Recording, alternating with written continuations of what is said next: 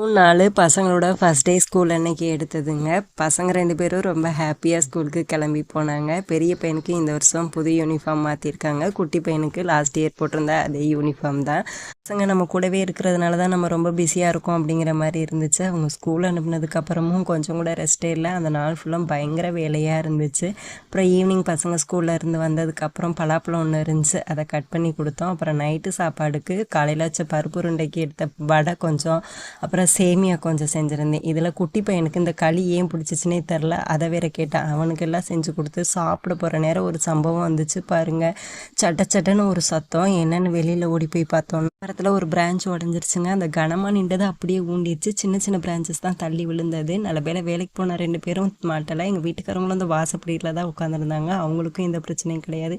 யாருக்கும் எந்த பிரச்சனையும் இல்லாமல் வேப்பமரம் சாஞ்சு விழுந்துருச்சுங்க. காரணம் வேப்பங்காய் அதிகமாக பிடிச்சிருச்சுங்க. ஆள் கூட்டிகிட்டு வந்து மரமெல்லாம் கட் பண்ணி நைட்டே கிளியர் பண்ணியாச்சு.